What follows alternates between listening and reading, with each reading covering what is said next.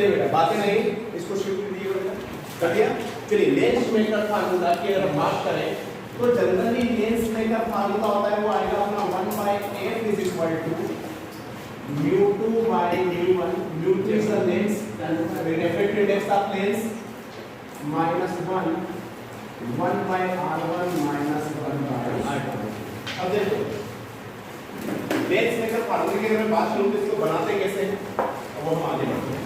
देखो जरा आपने यार देखा होगा कि स्फेरिकल सरफेस से हमारा किस तरह से वहां पे मतलब रिफ्लेक्शन हो रहा था, तो उसका हमने फार्मूला याद होगा आपको, mu2 by v minus mu1 by u is equal to mu2 minus mu1 by r। पता है क्या सभी को?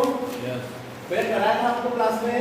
चलिए तो अब यहाँ पे लेंस मेकर फार्मूला की एक लेंस को हम कैसे बनाते हैं तो उससे टोटल बनाएंगे। देखो बेटा एक बात बताओ बेटा, मान लो कोई ऑब्जेक्ट हमारी यहाँ पर है, ठीक है, इसका यहाँ से इस सरफेस से यहाँ पे इसको 1 पॉइंट दे रहा हूँ, यहाँ से इसका रिफ्लेक्शन होता है और कहीं ना कहीं मान लो कहीं ना कहीं जाके इसका इमेज बन रहा होगा, इसको मैं नाम देता हूँ I1। अब ये इसका जो इमेज होता है वो सेकंड वाले सरफेस के लिए ऑब्जेक्ट का काम करता है, किसकी तरह काम करता है बेटा? ऑब्जेक्ट की तरह। तो यहाँ पे फाइनली वापस से इसमें इंक्रीमेंट होता है, कहीं ना कहीं मान लो हमारा फाइनल इमेज बन रहा है I1। तो यहाँ पे दो कंडीशन हो रही है क्या? पहले तो यहाँ पे क्या हो रहा है कि जो लाइट रे रेयर मीडियम मतलब बाहर से लेंस में जा रही है और दूसरे सरफेस से क्या लेंस से बाहर निकल रही है। मेरी बात समझ आ रही है? पहले केस में क्या है, यहाँ से आउटर से इनसाइड जा रही है क्या, बाहर से लेंस, और सेकंड वाले में लेंस से बाहर जा रही है। तो अब देखो यहाँ पे सपोज कीजिए कि लेंस का ये दे रखा है मैंने mu2 और एयर का क्या दे रखा है mu1। अब देखना बेटा यहाँ पे जब मैं बात करूँ फॉर फर्स्ट केस, इसको अच्छे से समझना है, एक बार समझ में आएगा तो अच्छी बात है। चलिए अगर मैं बात करूं बेटा पहले केस की, तो पहले केस में क्या होता है, अगर यहाँ पे रेयर मतलब बाहर एयर है क्या, एयर से कहाँ एंटर हो रहा है ये लेंस से, मतलब ग्लास में डाले। चलिए तो पहले का मान लो कि ये वाला जो हमारा जो u था और इसका कहीं भी बना, तो हम यहाँ पे ले लेते हैं mu2 by v1 लेते हैं। पहले क्या मान लिया मैंने mu2 by v1 minus mu1 by u is equal to mu2 minus mu1 by r1। क्या लिया मैंने r1। मैंने मान लिया कि ये इधर का जो यहाँ पे लेंस का ये सरफेस है, इसकी रेडियस मैंने r1 मान ली, इधर वाले की क्या मान ली r2, रेडियस ऑफ कर्वेचर। वैसे ऑलमोस्ट ये सेम होती है, लेकिन मान लो कि हमने अलग अलग ले लिया, अभी r1 है r2। याद है सीन क्लियर बेटा? यस। इसे इक्वेशन नंबर 5 है। तो यहाँ पर इस केस में क्या, यहाँ पे जो mu1 से लाइट चल के कहाँ पे जा रहा है बेटा, mu2 में जा रहा है। क्लियर है? आता है for second case, for second case अगर मैं बात करूँ सेकंड केस में क्या लेंस से बाहर निकल रहा है। यस। मतलब जो हमारा लाइट रे है वो mu2 से एंटर होके कहाँ पे जा रहा है, mu1 में जा रहा है। समझना इसको अच्छे से। अब मैंने बताया था आपको एक और चीज बोला था कि जो फर्स्ट सरफेस से जो इमेज बनता है वो सेकंड सरफेस के लिए किसका काम करेगा, ऑब्जेक्ट। अरे बात समझ ले, मतलब अब जो इसके लिए क्या सीन होगा देखते हैं हम, इसके लिए ये सीन होगा पहले केस में हमारी लाइट रे एयर से मीडियम मतलब लेंस में जा रही है, दूसरे केस में लेंस से बाहर निकल रही है। तो यहाँ पे देखो mu2 से mu1 मतलब बाहर भी एयर है क्या, इधर भी mu1 ही होगा। यस। तो mu2 से कहाँ जा रही है, ये देखा सीन क्लियर है? अब देखो यहाँ अगर मैं यहाँ पे फार्मूला यहाँ पे लगाता हूँ तो अब देखो यहाँ पे mu2 से mu1 में जा रही है, तो यहाँ पे ये एक्सचेंज हो जाते हैं, मतलब mu2 mu1 बन गया और mu1 यहाँ पे मतलब जो पहला है वो दूसरा बन जाएगा और दूसरा है वो पहला बन जाएगा। बस में आ रही है। तो अब अपन यहाँ पे जो जहाँ पर अपन ने mu2 लिया था वहाँ पे क्या लेंगे अपन mu1, और मान लो फाइनली कहाँ कहीं पे बनता है हमारा v फाइनल, कहीं पे ये जो इमेज बन रहा है फाइनल इमेज ये हमारा कहीं पे बनता है कहाँ पे v फाइनल माइनस mu1 की जगह आप क्या रखूंगा मैं यहाँ पे mu2 डिवाइडेड बाय। अब मैंने बोला था कि जो इसके लिए जो इमेज बनेगा वो दूसरे केस के लिए क्या होगा, ऑब्जेक्ट होगा। तो अब इसकी जगह मैं क्या रखूंगा v1 is equal to mu2 की जगह mu1 रखना है, mu1 माइनस एक्सचेंज कर देंगे, mu2 की जगह mu1 और mu1 की जगह डिवाइडेड बाय r2। पहले में मैंने R1 लिया, दूसरे में क्या लिया मैंने R2 लिया। ऐसे क्लियर बेटा? इसे इक्वेशन नंबर क्या करेंगे अपन? ये क्लियर सारी चीजें। अब यहाँ पर एक F9 यूज करनी है अपने को। F9 इक्वेशन नंबर फर्स्ट में हम ऐड कर देते हैं इक्वेशन नंबर 2 को। चलिए अगर जोड़ते तो कितना आता है बताओ जरा। mu2 by v1 minus mu1 by u plus जोड़ो जरा mu1 by vf minus mu2 by v1 is equal to mu2 minus mu1 by r1 plus mu1 by यहाँ तक से क्लियर बेटा? अरे कौन सी चीज जो कैंसिल आउट होने वाली है, ये कैंसिल आउट हो गया। तो यहाँ पे बचा अपना mu1 by vf minus mu1 by u is equal to। अच्छा इसको मैं ऐसा लिख सकता हूँ कि बेटा mu1 minus mu2 इसको मैं अगर रिवर्स ले लूँ तो mu2 minus mu1 एक में माइनस कॉमन ले लेता हूँ यहाँ से। तो यहाँ पे ऐसा हो जाएगा mu2 minus mu1 by r1, यहाँ से एक माइनस कॉमन ले लेता हूँ mu2 minus mu1 by r2, ये माइनस कॉमन ले लिया मैंने रिवर्स कर दिया। अच्छा इन दोनों में से कौन सी चीज जो कॉमन आ जाएगी बताओ? mu2 minus mu2 minus 1 by r1 minus 1 by यहाँ तक कैसे है? यहाँ से क्या mu1 कॉमन आ जाएगा हमारा 1 by vf minus 1 by ये mu1 कहाँ चला जाएगा? नीचे। अच्छा इस वाली चीज को 1 by v minus 1 by u अब लेंस मिरर में होता है लिख सकते हैं। यस जैसे मिरर में अपना था वो 1 by v plus 1 by u, लेकिन यहाँ पे क्या होता है लेंस में इसकी जगह मैं डायरेक्ट लिख रहा हूँ 1 by f और ये mu1 को भेज रहा हूँ मैं नीचे, तो ये हो जाएगा mu2 minus mu1 by u1 यहाँ पे 1 by r1 minus 1 by r2। क्या क्लियर है बेटा? तो हमारा यहाँ से 1 by f is equal to ये mu1 का इसमें मल्टीप्लाई डिवाइड करें तो क्या mu2 by mu1 हो जाएगा माइनस mu1 का mu1 1 हो जाएगा 1 by r1 minus 1 by r2। तो ये जो फार्मूला जो बनाया हमारा नया फार्मूला इसे बोलते हैं lens maker formula LMS। Is that clear? Yes. इसको बिना से नोट कीजिए फिर हम आगे बढ़ते हैं। लिखिएगा अब यहाँ पे देखो ये तो बेटा अपने लेंस मेकर फार्मूला आ गया हमारा। क्या था 1 by f equal to mu2 by mu1 minus 1 by r1 minus 1 by r2। ये क्या लेंस मेकर फार्मूला। अब अच्छा कोई भी लेंस को हम बनाते हैं तो उसकी हम फोकल लेंथ जो होती है उसको हम कैसे डिजाइन करते हैं?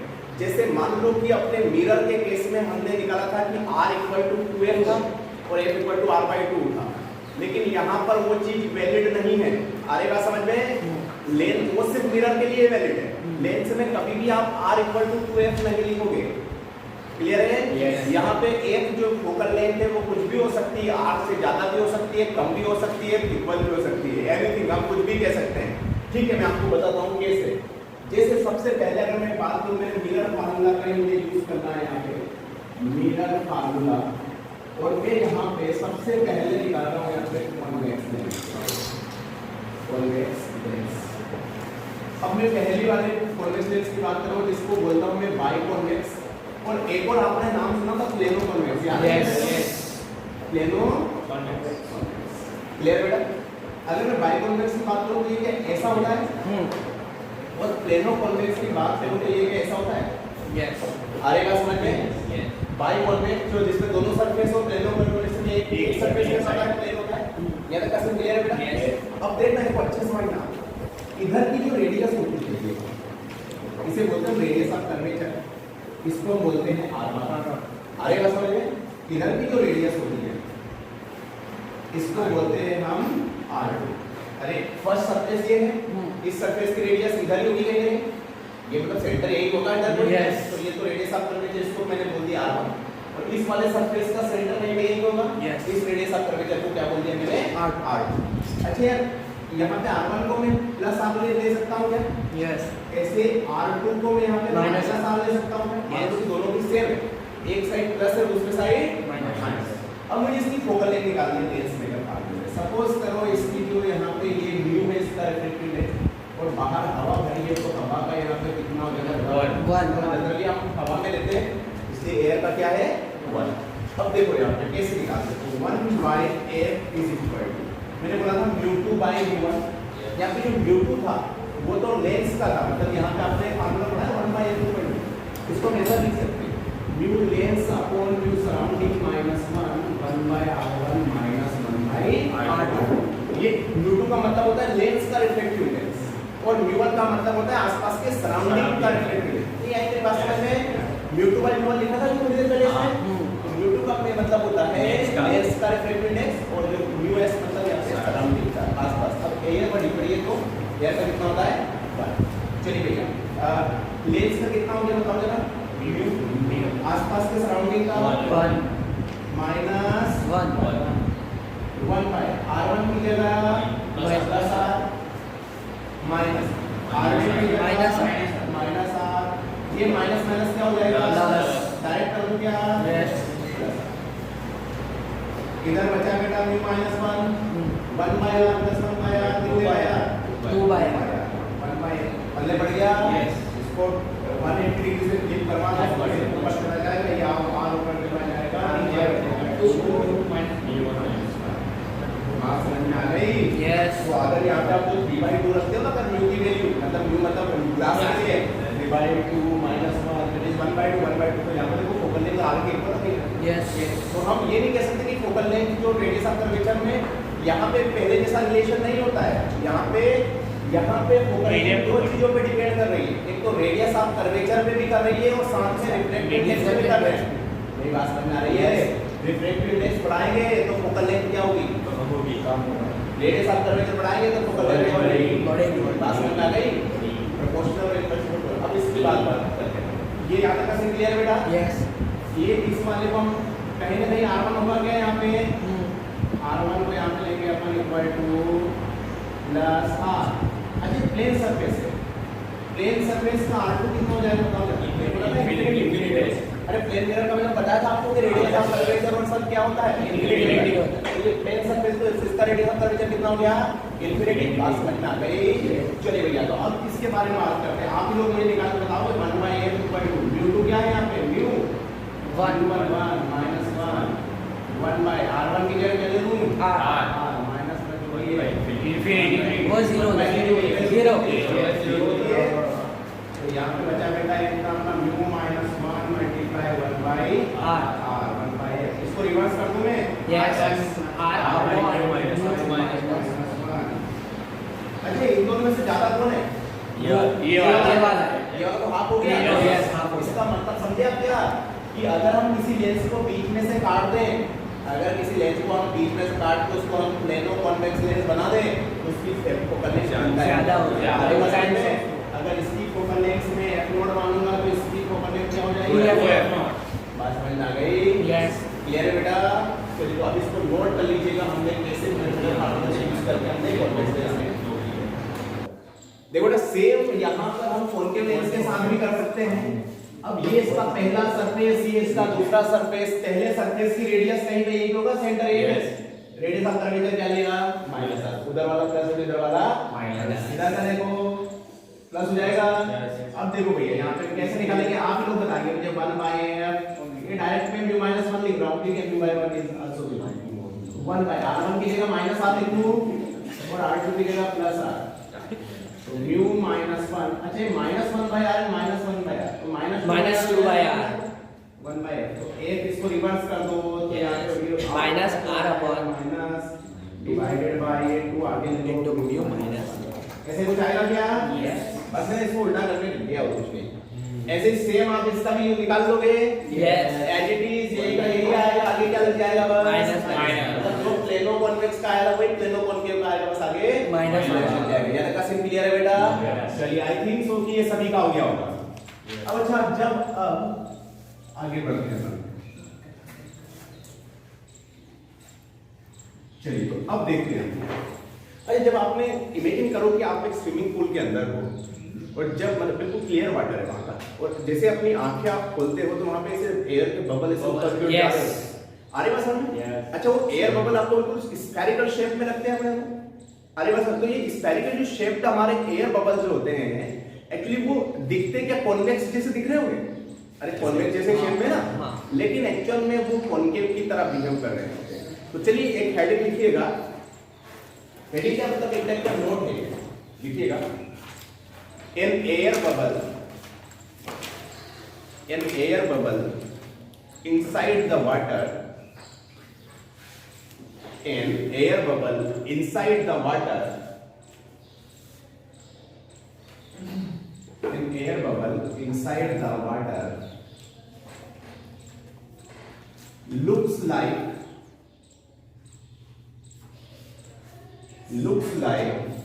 convex lens,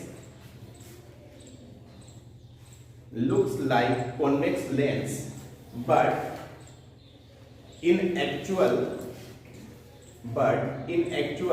it behaves like a concave lens. यहाँ तक क्लियर है बेटा?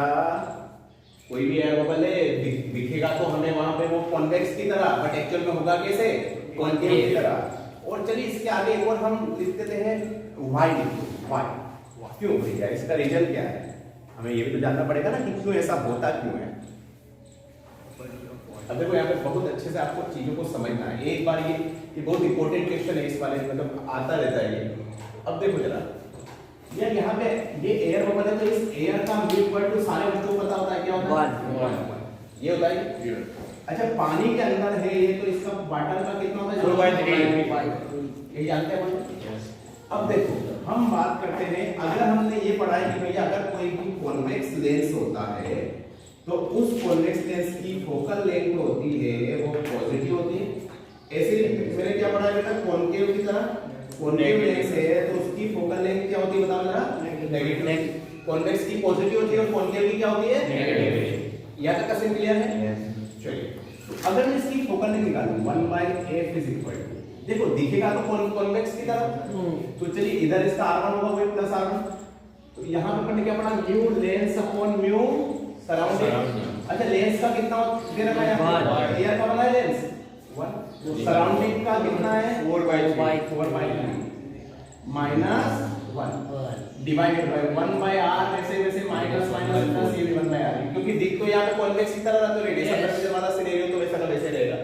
चलिए भैया इसको 1/f ये 3 पर चला जाएगा, 3/4 माइनस 1 और ये 1/r बन गया 2/r। आगे बात समझ में? अच्छा 3/4 माइनस 1 माइनस 1/4 हो गया, 2/1 2/2 जा। अरे मतलब में इसको रिवर्स करो तो f -2 माइनस 2r। अच्छा एक बात बताओ, यहाँ पे जो -2 ये जो माइनस साइन क्या क्या रिप्रेजेंट कर रहा है? कॉन्केव कर रहा है, कॉन्केव की तरह। बात समझ में आ गई? तो अब देखो यहाँ पे सीन क्या है कि अगर अब यहाँ पे हम एक बॉक्स बना लेंगे और इस बॉक्स में एक यहाँ पे हमारे पास एक कॉन्सेप्ट सीखने को मिल गया हमारा। और क्या कॉन्सेप्ट? अगर यहाँ पे first if mu lens is greater than mu surrounding, मतलब जो लेंस का रिफ्रैक्टिव इंडेक्स है वो सराउंडिंग से ज्यादा हो। जनरली हम जैसे हमारे यहाँ पे जितने आंखों में जो स्पेक्स लगे हुए हैं या जो भी चीजें हैं इनका क्या है? इनका रिफ्रैक्टिव इंडेक्स एयर के कंपैरिजन में ज्यादा है क्या? ज्यादा है, सीधी सी बात है। तो उस केस में कॉन्वेक्स बिहेव करेगा कॉन्वेक्स की तरह, मतलब नो डाउट ऐसे कॉन्केव बिहेव करेगा एंड इट इज जो कॉन्केव की तरह, मतलब जो है वही का वही रहेगा।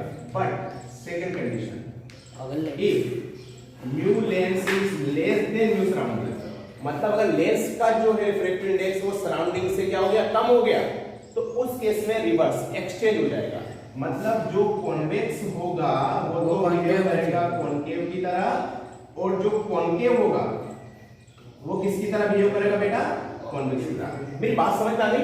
एक कॉन्सेप्ट पकड़ में आ गया हमारे यहाँ से कि अगर यहाँ पर लेंस का रिफ्रैक्टिव इंडेक्स जिसको हम यूज कर रहे हैं वो ज्यादा है इस कंपेरिजन टू साइड, मतलब ग्रेटर देन सराउंडिंग, तो उस केस में क्या होगा? लेकिन अगर if lens refractive index of lens is less than refractive index of surrounding, तो उस केस में कॉन्वेक्स कॉन्केव हो जाएगा और कॉन्केव मतलब एक्सचेंज हो जाएंगे, उल्टा भी करेगा। जैसे ये वाला ये दिख कैसा था आपको? कॉन्वेक्स की तरह, लेकिन बिहेव कैसे? कॉन्केव। बात समझ आ रही है? क्यों ऐसा क्यों रहा है? क्योंकि एयर का रिफ्रैक्टिव इंडेक्स मतलब जिससे लेंस बना है उसका रिफ्रैक्टिव इंडेक्स कम है as compare to the surrounding मतलब वाटर। बात समझ में आ गई? ये वाला क्लियर है ये कॉन्सेप्ट? तो चलिए इसको नोट कीजिएगा, फिर हम आगे बढ़ते हैं। नेक्स्ट वन लिखिएगा लेंस फार्मूला। अभी पढ़ा था हमने लेंस मेथड फार्मूला, अब पढ़ने को जा रहे हैं हम यहाँ पे लेंस फार्मूला। एक लेंस फार्मूला लिखिएगा, lens formula.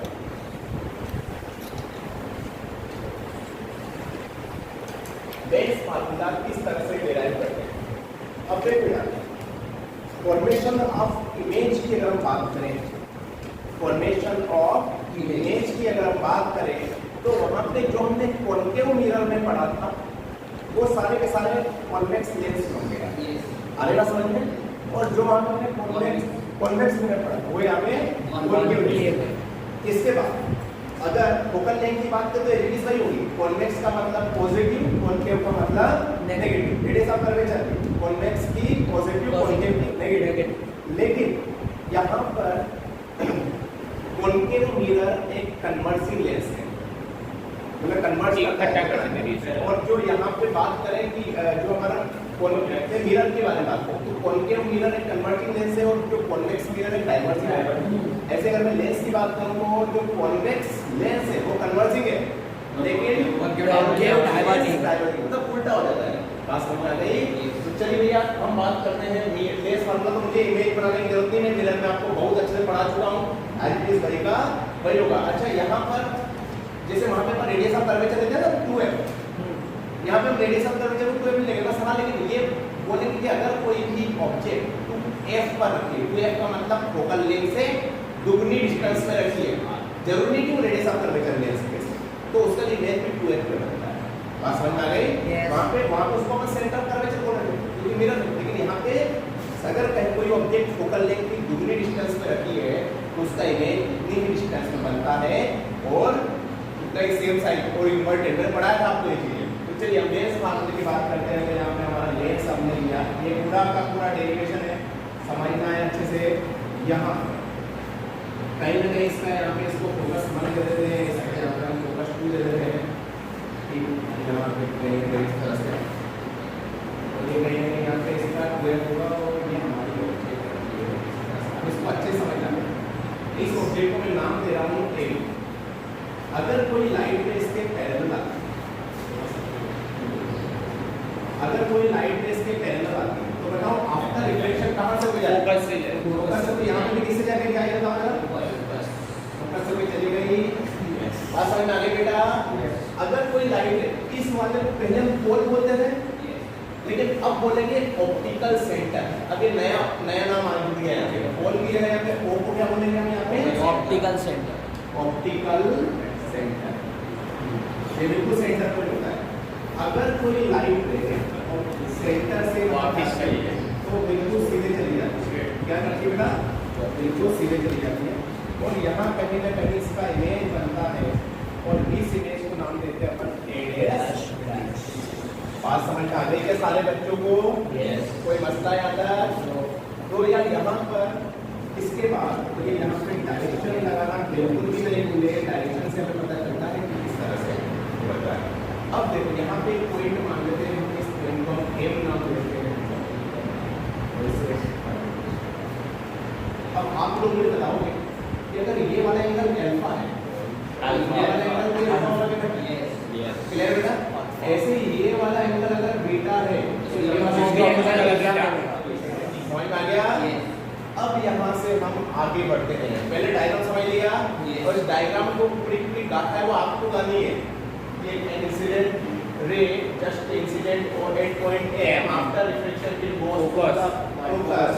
I must say another incident ray goes to the center and continuously after reflection it meet the first ray at any point A dash. यहाँ पे हमारा एक इमेज बनेगा A dash and B dash. मतलब पूरा जो भी diagram आपको दिख रहा है वही एक चीज हमें थ्योरी हो रहा है। मतलब डायग्राम थ्योरी है, थ्योरी ही डायग्राम। बात समझ में आ गई? चलिए अब यहाँ से हम आगे बढ़ते हैं। अब यहाँ पे derivative in triangle OAB tan alpha is equal to क्या होता है बेटा? परपेंडिकुलर अपॉन बेस होता है क्या? AB upon OB। इसको यहाँ पे दूसरे में इन ट्रायंगल OAS ये भी क्या अल्फा है? देखो जरा बेटा। यस अल्फा है OAS।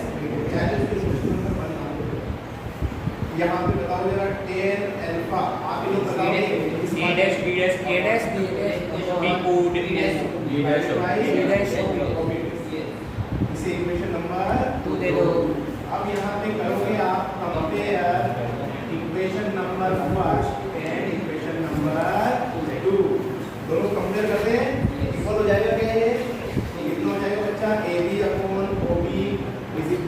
ए dash B dash upon O B dash, इसको नीचे जाए, इसको कहाँ ले जाए ऊपर A B upon A dash B dash is equal to O B upon O B dash O B डेस।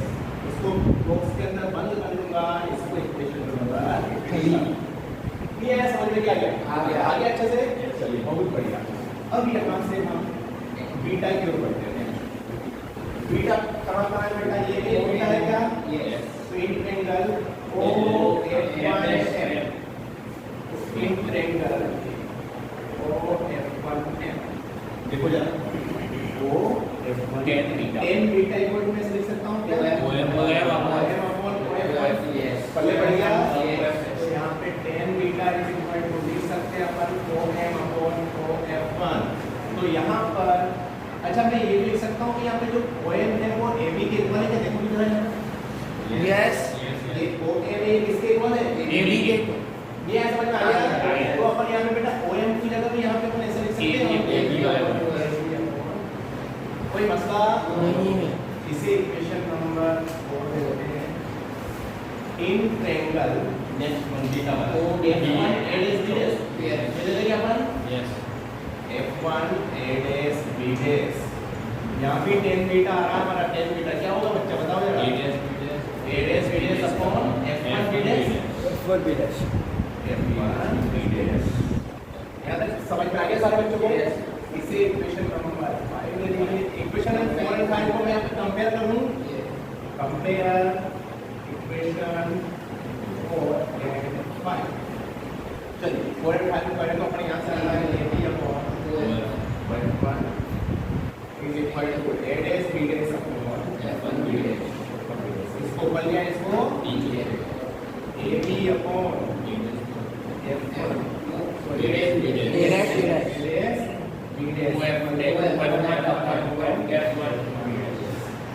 ये इक्वेशन नंबर 6 कंपेयर कर दे 3 और 6।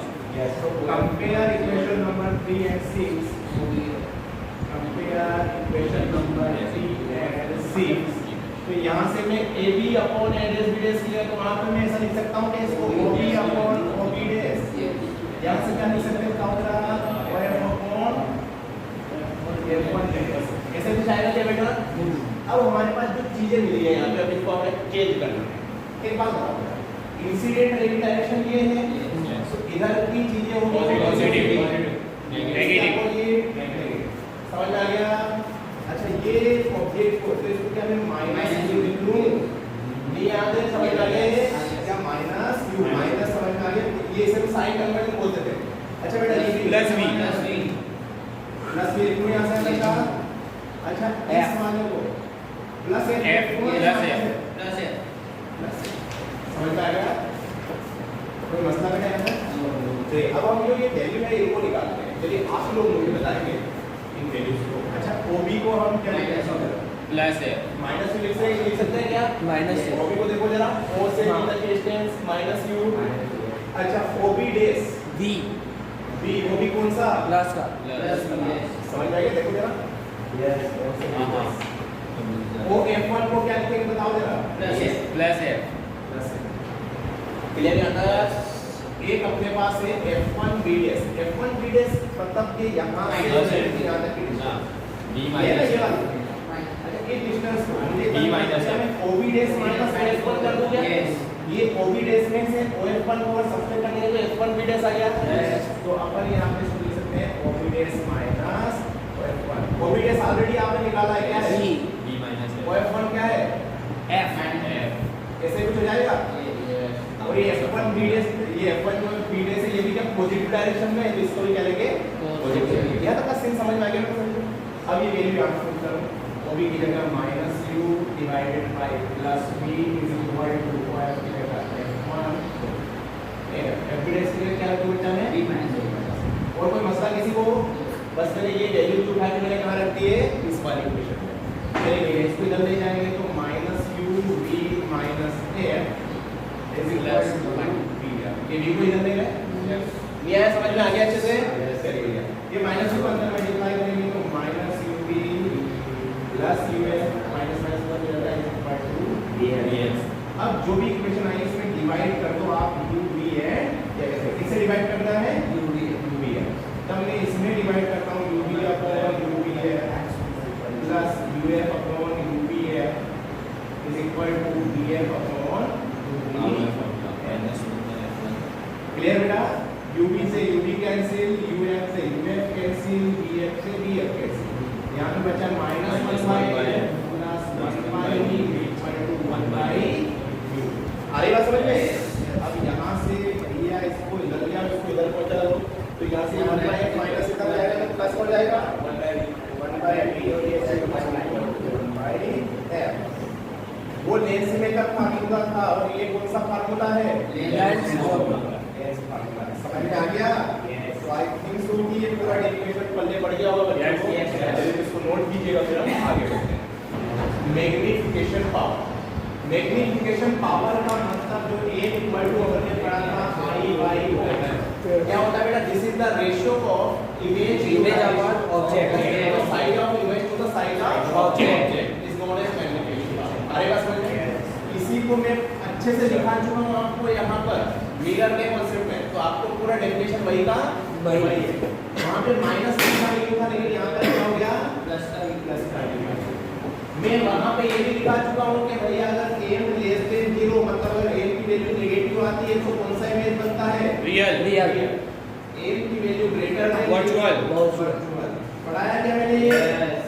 उसके बाद मॉडुलस ऑफ m की वैल्यू ग्रेटर देन 1 आती है वो बिगर। ऐसे मॉडुलस ऑफ m की वैल्यू ग्रेटर देन 1 आती है तो ये स्मॉल। और अगर मॉडुलस ऑफ m की वैल्यू अगर 1 आती है तो इसमें सेम साइड। पढ़ाएंगे अपन ने सारी चीजें, तो मुझे पढ़ाने की जरूरत नहीं है, पूरा आपको मैं ऑलरेडी पढ़ा चुका हूँ। तो ये जल्दी इसको नोट कीजिएगा, फिर हम आगे बढ़ते हैं। तो बेटा इस वाले कॉन्सेप्ट पे अपन ने यहाँ पे अभी मैंने आज आपको पढ़ाया, आपने यहाँ पे एक तो मिरर लेंस मेकर फार्मूला पढ़ाया आपने, q2 by q1 minus 1 upon u surrounding 1 by r minus 1 by ये पढ़ा है। एक पढ़ा है अपन ने mirror lens, sorry lens maker formula, और एक पढ़ा है अपन ने लेंस फार्मूला माइनस 1। आ रही बात समझ में? हमेशा ऑब्जेक्ट की पोजीशन है हमेशा नेगेटिव लोगे आप, ये लोगे नेगेटिव। मैंने बोला 100 सेंटीमीटर तो यहाँ माइनस 100 रखेंगे, माइनस 100 सेंटीमीटर मैंने बताया आपको। उसके बाद अभी पढ़ा है तो हमने magnification power I by O equal to V by O। ठीक है, इससे रिलेटेड प्रॉब्लम्स हम कर चुके हैं। अब इन पे बेस्ड अपन एक बार प्रॉब्लम करते हैं, तो लिखिएगा first problem. An object is placed at 60 centimeter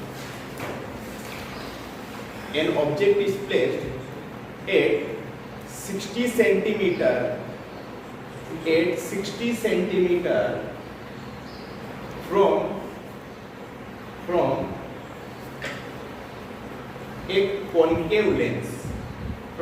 a concave lens, अच्छा, if I said concave lens, what I mean, focal length will be minus होगा एग्जैक्टली। क्या लिखा है? An object placed at 60 centimetre from A concave lens of focal length 20 centimetre,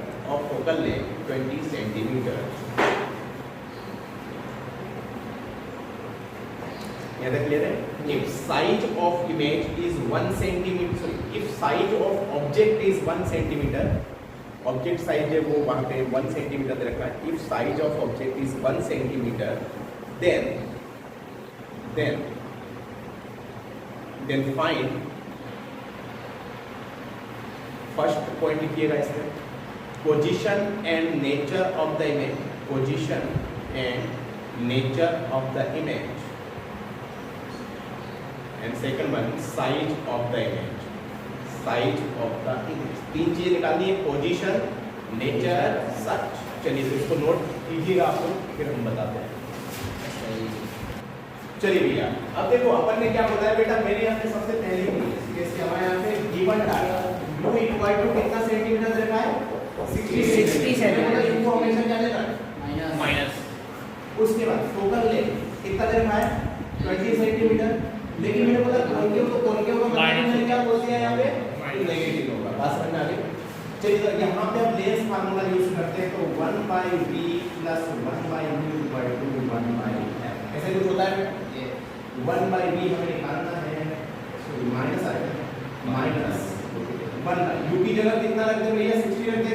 Yes. ये minus 60 रखेंगे तो minus minus क्या हो जाएगा? प्लस हो जाएगा। प्लस 1 बाय माइनस 20 माइनस इसको ये प्लस का हो जाएगा माइनस का हो जाएगा भैया वहाँ पे ऑलरेडी माइनस 1 बाय 20 था तो ये हो गया माइनस 1 बाय 60 1 बाय क्या ऐसे ले लेते हैं 60 ऐसे ले लेते हैं माइनस 3 माइनस 1 आगे बात समझ में माइनस 3 है माइनस 4 over 15 हुआ। तो यहाँ पे ये हो जाएगा अपना 1 by b equal to minus 4 upon 60 और बन जा 15 मतलब लड़के ने बिल्कुल सही निकाला था क्लियर है बिल्कुल सही कहा आपने ठीक है जी अब यहाँ से एक और अपना यहाँ पे f आ गया क्लियर बेटा अब यहाँ पे m की अगर बात करूँ तो क्या होता है बताओ जरा b by u लिख सकते हैं कैसे m is equal to b कितना है बेटा माइनस 50 डिवाइडेड बाय ये कितना है minus 60 minus 1.4 m equal to 1/4 यहाँ से आ गया क्लियर बेटा ये इसको हम 1/4 को हम क्या 0.25 बोल सकते हैं है ना तो m इक्वल टू आ गया हमारा 0.25 अच्छा ये पॉजिटिव आया इसका मतलब क्या क्या कहने का मतलब मेरा है अच्छा कैसा इमेज बनेगा अगर ये पॉजिटिव आया तो वर्चुअल बनेगा और स्मॉल अच्छा बनेगा। इसका मैग्नीट्यूड जो है वो क्या लेस देन 1 है लेस देन 1 है तो स्मॉल है। मतलब कैसा बनेगा स्मॉलर क्लियर है यस स्मॉलर बनेगा उसके बाद अब देखते हैं अपन और क्या क्या सिनेरियो बन रहा है ये m में से पॉजिटिव आया तो इसका मतलब एक और चीज है कि कौन सा में बनेगा डायरेक्ट बनेगा सीधा बनेगा आगे बात में हम सारी चीज निकाल चुके पोजीशन तो ऑलरेडी हम निकाल चुके हैं तो यहाँ से अपन एक और पढ़ा m equal to i by o तो यहाँ पे m की वैल्यू आ गई 0.25 i हमें नहीं पता ये कितना दे रखा है वो 1 1 के अंदर मल्टीप्लाई करेंगे सेम ही आएगा 0.25 यहाँ से 0.25 सेंटीमीटर तो ये साइज ऑफ इमेज है सारी चीजें निकाल ली अपन ने तो इस टाइप के क्वेश्चन जितने भी आते हैं आपसे सारे बन जाते हैं ठीक है तो प्रैक्टिस कीजिएगा इसमें चलिए बेटा next heading is power of lens power of lens इसे हम डायोप्टर में मतलब ये पढ़ेंगे निकालेंगे डायोप्टर इसकी यूनिट है देखो यार जब आपने जो आप जितने भी स्पेक्स कर रखे हैं उनकी एक पावर है किसी की पॉजिटिव है तो किसी की क्या है नेगेटिव आएगा समझ में तो वो जो पावर ही यहाँ पर बताती है कि एक्चुअल में हमारे जो चश्मे की पावर है वो इसकी फोकल लेंथ को भी रिप्रेजेंट करती है तो देखो कैसे तो लिखिएगा पहले तो इसकी डेफिनेशन लिखिएगा डेफिनेशन पावर ऑफ लेंस लिखिएगा भैया definition the reciprocal of focal length of the lens the reciprocal of focal length of the lens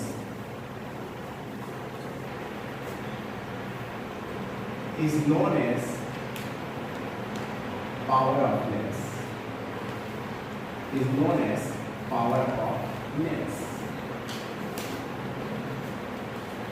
क्या होता है reciprocal of focal length of the lens is known as power of the lens अब यहाँ पे if यहाँ पर अगर focal length हमारी मीटर में है तो पावर जो आएगी वो आएगी डायोप्टर में किसमें आएगी बेटा डायोप्टर इसकी यूनिट है क्लियर बेटा डायोप्टर में इसे बोला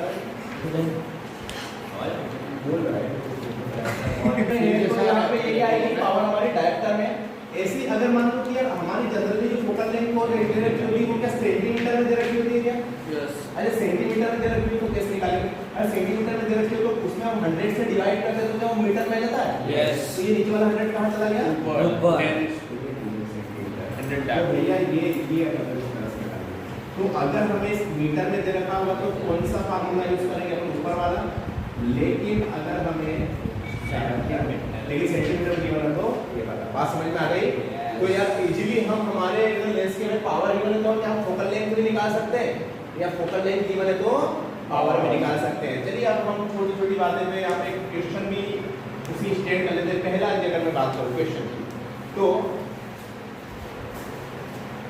यहाँ पर अगर मैं क्वेश्चन नंबर 1 में से बोलूँ कि अगर मैंने दे रखा है कॉन्केव लेंस अब करेंगे चलिए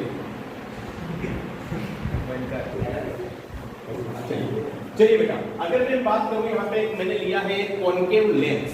कॉनकेव लेंस और इसकी मैंने फोकल लेंथ बोल दी कि भैया इसकी जो है हमारी 20 सेंटीमीटर। क्या है? 20 सेंटीमीटर। तो मुझे इसकी पावर निकाल सकता हूँ क्या मैं? Yes. सेंटीमीटर में 100/20 ये वाला। अच्छा, अगर फोकल लेंथ है तो यहाँ पे अगर कॉनकेव है तो यहाँ पे क्या होगा? माइनस होगा क्या?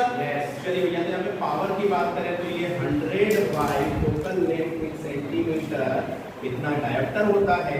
चलिए स्टूडेंट को रहने देते हैं, तो ये हो जाएगा 100/20, लेकिन माइनस कितना हो जाएगा बताओ जरा? -5 डायोप्टर। बात समझ में आ गई? यहाँ तक का समझ में आ गया कि अगर हमें फोकल लेंथ दी बने तो हम यहाँ से क्या निकाल सकते हैं? पावर निकाल सकते हैं। उसके बाद क्वेश्चन नंबर दूसरे की बात करूँ, मुझे दे रखा है यहाँ पे एक कॉन्वेक्स लेंस और इसकी जो पावर दे रखी है वो दे रखी है मुझे 2.5 डायोप्टर। कितनी दे रखी है? 2.5 डायोप्टर। पॉजिटिव होती है कॉन्वेक्स लेंस की। हमसे बोला गया कि what is the focal length of this lens. निकाल सकते हैं क्या? चलिए कैसे निकालेंगे भैया? हम जानते हैं कि पावर जो भी है वो अपना 100 फोकल लेंथ इन सेंटीमीटर ऐसे निकाला है। चलिए तो भैया इसको हम यहाँ पे निकाल इधर ले आए क्या? तो ये 100 डिवाइडेड बाय पावर, तो यहाँ पे 100 सेंटीमीटर में चाहिए हमें पावर, यहाँ पे 2.5 हो जाएगा ये। तो यहाँ पे फोकल लेंथ इन सेंटीमीटर आ जाएगी। ये कितना हो जाएगा? 1.1 लगा दिया, 40 यहाँ पे फोकल लेंथ कितनी आ रही है भैया? आसान है क्या? तो अगर हमें पावर दे रखा हो तो हम फोकल लेंथ निकाल सकते हैं। और फोकल लेंथ की बने तो पावर निकाल सकते हैं। याद रखें कॉन्वेक्स के लिए पावर और फोकल लेंथ दोनों पॉजिटिव होता है और कॉनकेव के लिए दोनों नेगेटिव। बात समझ में आ गई कि अगर मैं बात करूं कहीं पर भी मैंने बोला कि कॉन्वेक्स तो इसकी फोकल लेंथ भी पॉजिटिव होती है, साथ में पावर भी क्या होती है? पॉजिटिव। अगर मैंने बात करी कॉन्वेक्स लेंस कॉनकेव लेंस की तो इसकी फोकल लेंथ नेगेटिव होती है एज वेल एज पावर भी नेगेटिव होती है। बात समझ में आ गई मेरी? ये सारा का सारा ये था हमारा। अभी एक कॉन्सेप्ट और बचा है अपना, कॉम्बिनेशन ऑफ लेंस, और ये लेंस की पूरी स्टोरी यहाँ पे हो जाती है खत्म। चलिए भैया लास्ट कॉन्सेप्ट, जैसे हमने भैया पिछले कुछ इसमें हमने पढ़ा होगा combination of capacitor, combination of resistance, ऐसा कुछ पढ़ा था। अब यहाँ पे कॉम्बिनेशन ऑफ लेंस वाला भी हम बात करेंगे। कॉम्बिनेशन ऑफ लेंस, क्या हम लेंस को भी यहाँ पे जोड़ सकते हैं? Combination of lenses. अरे बस समझ में? मैं यहाँ पे 2 लेंस का निकाल के बता रहा हूँ, फिर हम उसके अकॉर्डिंग हम सारे निकाल सकते हैं। जैसे सपोज कीजिएगा मैंने यहाँ पे 2 लेंस को इस तरह से जोड़ दिया, एक की फोकल लेंथ f1 है, दूसरे वाले की f2। अरे बस समझ में? यहाँ पे ये 1 और ये क्लियर है बेटा? अच्छा, अगर मैं पहले यहाँ पे कहीं की ऑब्जेक्ट रखी हुई है हमारी, इससे कहीं ना कहीं इसका बनेगा इमेज, फिर ये दूसरे वाले से बनेगा और एक फाइनल इमेज कहाँ लगेगी? कहीं पे i5 बन जाएगा। ये ऐसा कैसे क्लियर है बेटा? मतलब इन पहले क्या सीन हुआ कि भैया पहले ये वाला लेंस बनाएगा, ये पहले फर्स्ट वाला लेंस बनाएगा, फिर सेकंड इमेज, और फर्स्ट वाले लेंस का इमेज दूसरे वाले के लिए क्या रहेगा? ऑब्जेक्ट। फिर दूसरे वाला लेंस बनाएगा फाइनली इमेज। बात समझ में आ गई? मतलब यहाँ तक होते हुए दो प्रोसेस हुई है। मतलब दोनों लेंस ने यहाँ पे वर्क किया है, इसको हम ओवन बोल देते हैं, इसको बोल देते हैं, फिर हम इसके अकॉर्डिंग सारी चीजें करेंगे। अच्छा एक बात बताइए बेटा कि यहाँ पर अगर मैं बात करूँ पहले तो 1/f1 इज इक्वल, मान लो कि यहाँ पर इसका इमेज बन जाता है यहाँ पे ये बिल्कुल -1/1 ये ऑब्जेक्ट रखा हमारा यहाँ पे है ना। दूसरे के लिए 1/1/b, मान लो ये कहीं भी फाइनल पे बनता है। अच्छा, इसके लिए जो इसका इमेज होगा वो सेकंड वाले के लिए ऑब्जेक्ट होगा। अरे का समझ में? ये 2 इक्वेशन आ गई हमारी, फर्स्ट इक्वेशन है ये वाली, समझ में आ गई? पहले वाले से हमने यहाँ पे यूज किया, मान लो u पे हमने यहाँ पे रखा ऑब्जेक्ट, तो उसका यहाँ पे इमेज क्या बना? अरे का समझ में? दूसरे वाले के लिए जो पहले वाले का इमेज है वो दूसरे वाले के लिए क्या होगा? ऑब्जेक्ट। इसलिए ऑब्जेक्ट फिगर क्या रखते हैं? मान लो यहाँ पे इसको बात बोल देते हैं यहाँ पे बात समझ में आ गई? फाइनली वीडियो ज़्यादा का क्लियर है? अब इन दोनों को अगर हम जोड़ दें तो 1/f1 plus 1/f2 is equal to 1/v1 minus 1/u2 plus 1/v2 minus 1/v। v 1/v1 से 1/v1 कैंसिल हो गया यार? अच्छा ये 1/v2 minus 1/u initially object यहाँ पे थी, फाइनल इमेज कहाँ बन रहा है? v2 बन रहा है। मतलब ये दोनों लेंस को मिला के ये क्या इकलौता यहाँ पे लेंस हो गया क्या हमारा? Yes. तो हम इसको यहाँ पे ऐसा लिख सकते हैं क्या 1/f इक्विवेलेंट क्या लिख सकते हैं? F 1/f equivalent. तो ये हो जाएगा 1/f प्लस 1/f। बात समझ में आ गई क्या? अब मैंने बोला कि भैया ये तो दो लेंस हो गया, अगर मैं बात करूं for n number of lenses तो मैं ऐसा लिख सकता हूं क्या 1/f equivalent equal to 1/f1 Plus 1/f2 से लेकर 1 upon FL. बात समझ में आ गई? अच्छा मैं पावर की बात करूं तो यहाँ पे 1/f से इसको मैं p इक्विवेलेंट लिख दूं क्या? Yes. P1 plus P2 plus P3 से लेकर Pn तक.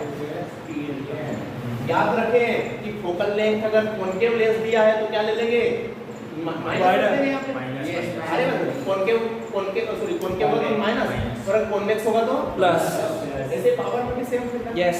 ऐसे मैग्नीफिकेशन पावर के बारे में बात करें तो मैग्नीफिकेशन पावर ऐसा होता है यहाँ पे मल्टीप्लाई होता है। अगर मान लो मैग्नीफिकेशन पावर की भी अगर कोई बात करता है तो मैग्नीफिकेशन पावर में क्या होता है? यहाँ पे मल्टीप्लाई। क्लियर है?